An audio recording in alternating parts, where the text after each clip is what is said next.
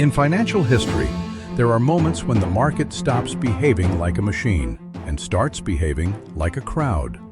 Global shocks, zero-rate policy, a world flooded with cheap money. And as always, that money rushed toward the story that promised growth and salvation. In the early 2020s, much of it poured into Silicon Valley. A cult formed around the so-called unicorns, private tech companies valued above $1 billion. SpaceX, Stripe, Epic Games.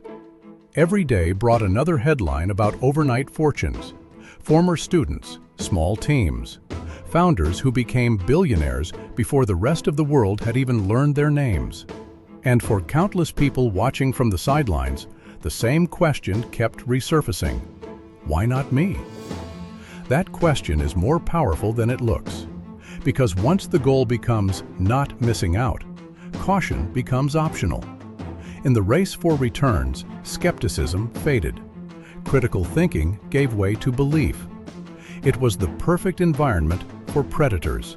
And that's when Max Infinity Management entered the picture, an investment firm with a respectable name and an office on Staten Island, New York.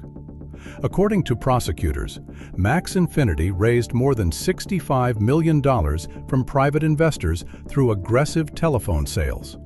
The victims weren't hedge funds or institutions with compliance departments. They were everyday people with savings, doctors, engineers, entrepreneurs, retirees, investors without the tools, access, or infrastructure to properly vet complex private market deals. They were sold a golden ticket, entry into the closed world of pre-IPO investing, a chance to buy into tomorrow's technology giants before they went public. But according to the indictment, what many investors received wasn't what they thought they were buying. Instead of real ownership stakes in private companies, they were given unsecured contractual promises, documents presented as private equity investments, but allegedly lacking the real underlying assets that would make them meaningful. The legal reckoning. In December 2025, the case reached its legal turning point in the U.S. District Court for the Eastern District of New York. The principals of the investment group pleaded guilty to federal charges. But prosecutors say that long before anyone entered a courtroom, the scheme had already run its course. One of the most cynical and carefully engineered private market operations in recent years. This is the deconstruction of how it worked, step by step. How legitimacy was manufactured, even to the point of imitating government websites, and where tens of millions of investor dollars actually went. Two financial worlds. To understand why this case was possible, you have to understand the environment that made it fertile. Modern finance exists in two worlds. The first is the public market, exchanges like the NYSE and NASDAQ. This is the well-lit zone. Registration requirements, audited disclosures, regulatory oversight. Prices are public. If you buy shares of Apple or Microsoft, you can check the price in real time. And if you want out, you can sell. The second world is private capital, often described as the pre-IPO market. This is a closed ecosystem. There is no public order book, no transparent pricing, no single fair value. Economists call it information asymmetry. The seller knows vastly more than the buyer, and the buyer often has limited ways to independently verify what they're being told. Shares of companies like Stripe or OpenAI do not have a public price on this market. They are negotiated privately, behind closed doors. And then there's the second defining feature: illiquidity. Once your money goes into a pre-IPO deal, it's often locked up for years, until an IPO, an acquisition, or some other liquidity event. There's no quick exit button. According to the Department of Justice, Max Infinity's leadership understood these rules perfectly, and prosecutors allege they used them as leverage. If a client cannot confirm a real price, any price can be quoted, and if a client cannot demand their money back tomorrow, a scheme can be sustained for a long time. The people behind the firm. So who built this? Prosecutors point to two key figures, John Cangelosi and Peter Gerges. Within Wall Street circles, their names were known long before Max Infinity appeared, but not for the reasons a legitimate investment firm would want. Before founding Max Infinity, both men had been permanently barred from the securities industry by FINRA. A permanent bar is, in practical terms, a career death sentence in finance. It means you're prohibited from managing client funds, acting as a broker, or participating in the sale of securities products. For any regulated institution, it's an automatic red flag, which is why, prosecutors say, Cangelosi and Gerges could not operate openly. Court records describe a third figure in the structure, Gene Sarabella, also known as Jerry. Formally, he was presented as the face of the company and its managing partner, but investigators allege Sarabella was a figurehead. Real control, bank accounts, staffing decisions, money flows, remained with the ghosts of the operation, Cangelosi and Gerges. To execute the scheme, prosecutors say the group built a network of legal entities, including Max Infinity Management and Elder Fund Management. Frequent name changes and shifting corporate shells, they allege, helped dilute negative digital traces and made it harder for ordinary investors to verify the company's background through public sources. The targets and the question that follows. Regulators say this operation wasn't designed for institutions with lawyers and compliance teams. It was designed for retail investors, people with savings but without specialized tools to verify counterparties, trace corporate structures, or fully understand private market pricing. Which raises a key legal question.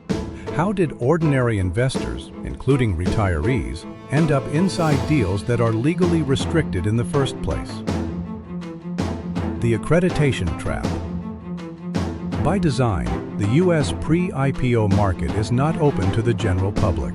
Most private offerings rely on exemptions from public registration and are typically restricted to accredited investors, individuals with more than $1 million in net worth or sufficiently high verified income. And regulators have repeatedly pointed to what happens at this gatekeeping stage. In similar cases, the SEC has documented how brokers sometimes filled out accreditation forms on behalf of clients, entering qualifying figures as a formality, or pressured investors into signing eligibility certifications they did not truly meet. This detail matters because it helps explain the scheme's durability.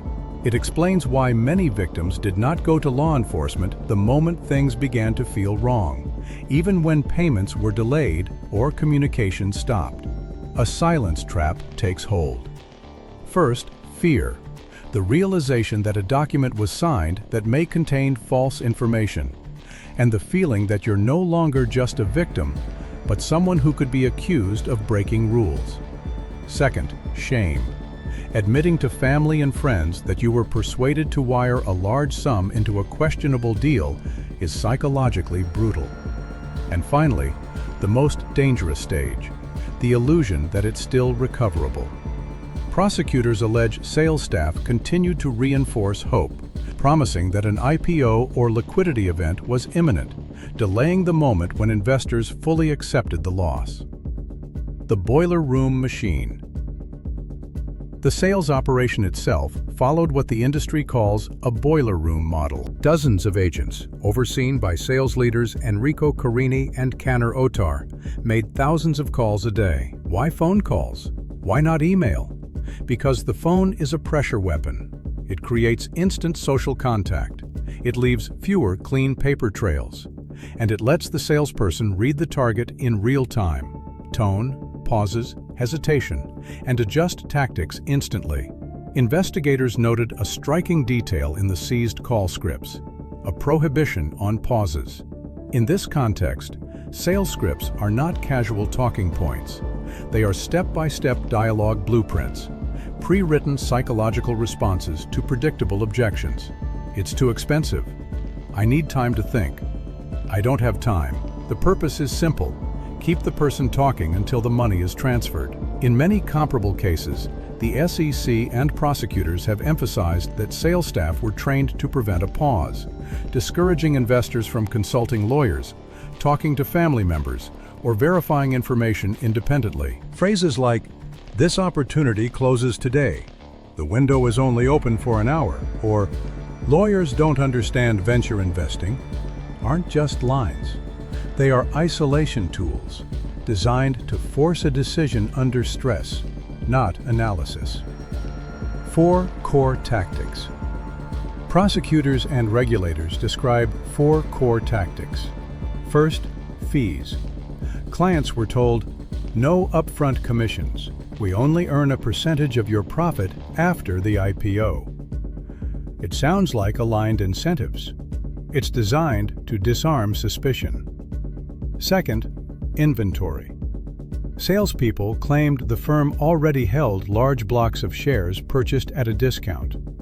Investigators later concluded that in many cases, these assets did not exist at the time of the calls. Third, digital impersonation. Prosecutors say fake websites were created to mimic the SEC's EDGAR system. Clients were sent links that made Max Infinity appear registered and legitimate. Without noticing, the domain was not government-owned.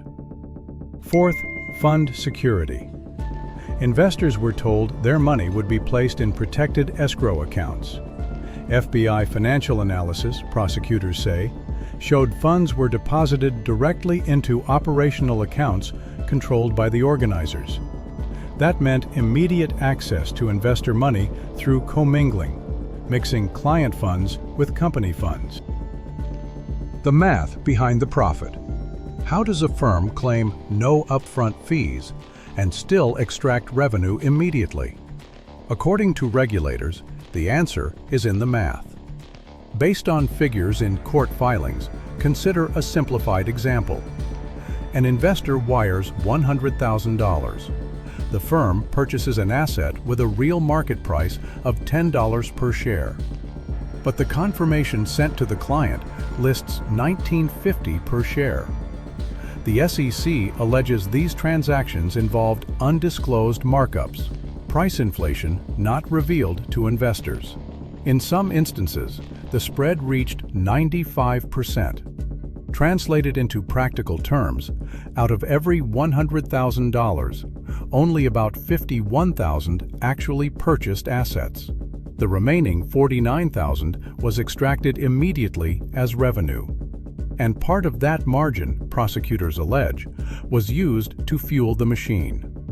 Court documents reference kickbacks, with sales managers and brokers allegedly receiving up to 15% of the funds raised. That incentive structure helps explain the relentless pressure. Where the money went. Of the $65 million raised, more than $27 million was classified by prosecutors as misappropriation, funds diverted for purposes unrelated to investing. Money, prosecutors say, moved through affiliated consulting entities, disguised as marketing and advisory payments that lacked real economic substance. Court filings list luxury home renovations, private air travel, high-end watches from Patek Philippe and Rolex, and the repayment of casino debts. As Breon Peace, the U.S. Attorney for the Eastern District of New York, put it, the defendants used investor accounts as their personal bank accounts. Collapse and consequences. The structure began to collapse in January 2025, when the SEC filed a civil action and obtained a court-ordered asset freeze. Operations effectively shut down. In August 2025, sales leaders Enrico Carini and Kaner Otar entered cooperation agreements. Their testimony detailed internal sales tactics, money flows, and the roles of key participants. Facing what prosecutors described as overwhelming evidence, the organizers chose not to go to trial. On December 18, 2025, John Cangialosi, Peter Gerges, and Gene Sarabella pleaded guilty to federal charges. They face up to 20 years in prison, along with asset forfeiture intended to partially compensate victims. Final thoughts. The Max Infinity case is closed. This specific operation is over, but the conditions that made it possible remain. Private markets are still opaque. Greed still overrides caution. And phone calls remain one of the most effective pressure tools ever invented.